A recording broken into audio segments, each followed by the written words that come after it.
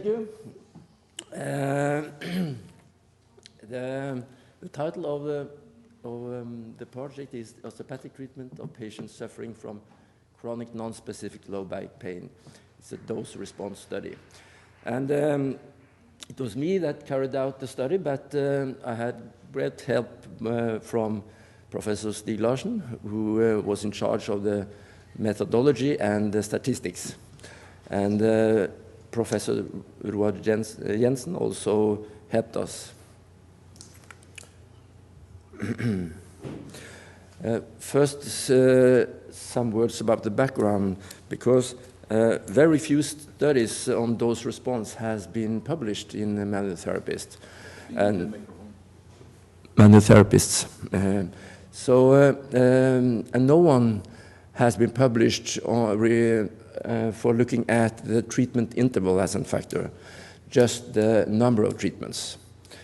So the aim of this study was to determine the combination of treatment numbers and intervals, obtaining optimal effect of osteopathic treatment in patients with chronic non-specific low back pain.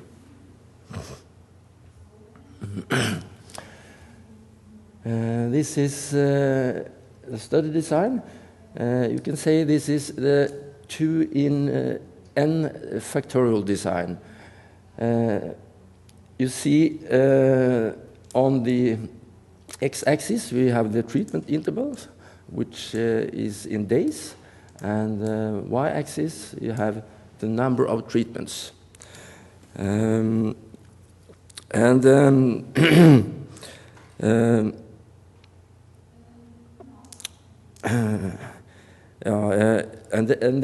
here the n is the number of subdivisions of the factors. And here we have 2 subdivisions. And if you increase n, you need an increased number of patients, of course. So here is another way of looking at the study design.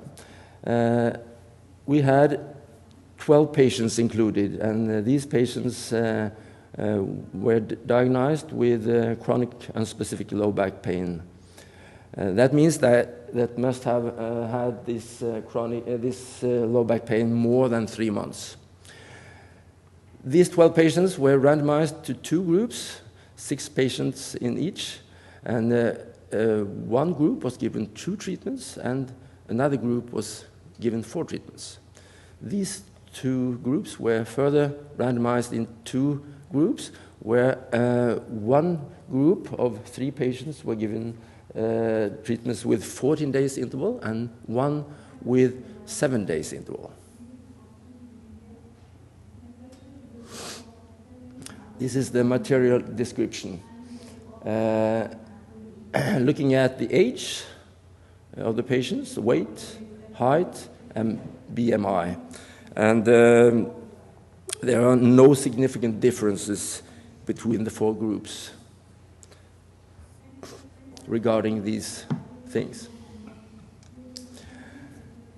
Baseline Oswestry score within treatment groups. Oswestry score is a measurement of the patient's daily level of function and experience pain. And of course, this is a quite small sample, so we see some deviations between the groups here, but not so very big.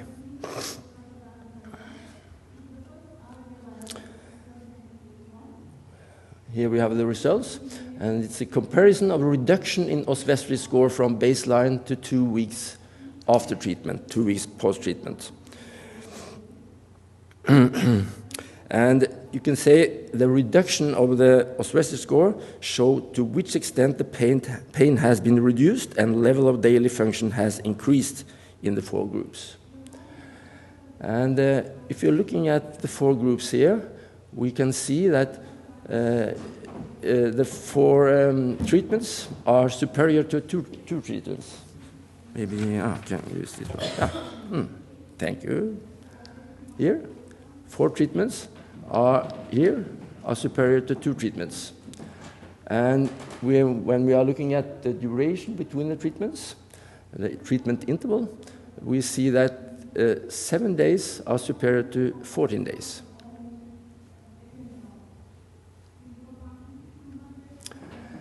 When we combine the groups, we can see this picture. Reductions in this picture, this figure show the reduction in osteopathic scores from baseline to 2 weeks post-treatment in the combined groups. So we combined treatment interval and number of treatments. Within each pair of groups, one given 2 treatments, yellow bars, and one given 4 treatments, blue bars. So we can see that 2 treatments with 14 days interval give a reduction of only 1.3 in the score. 4 treatments and 14 days interval, 5.3. 2 treatments and 7 days interval increased to 8.5. 8.4 here. And going to 4 treatments and 7 days interval, this one, we see this is by far the best treatment combination.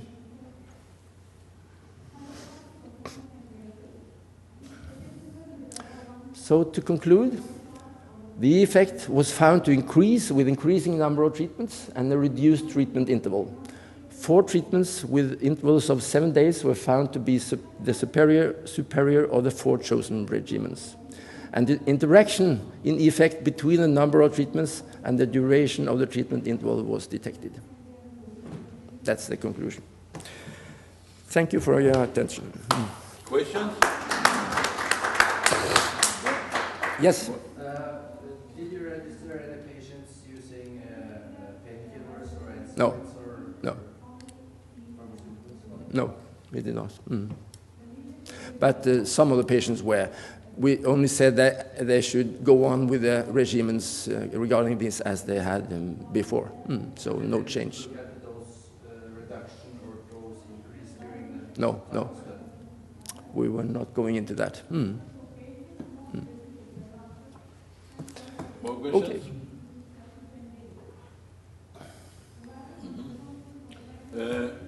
I have one comment of that. You see, here used factorial design and only 2 subdivisions for each factors. And of course, by running such kind of small factorial design, it might be that we overlook some parts. So it had obviously been much better if we could have more subdivisions within each factor. But that cost the number of patients, and that's part we'll come back to later. But anyway, Espen, thank you for your your presentation. Yes, yes. And I was asked to stay here because you should leave before. Okay. So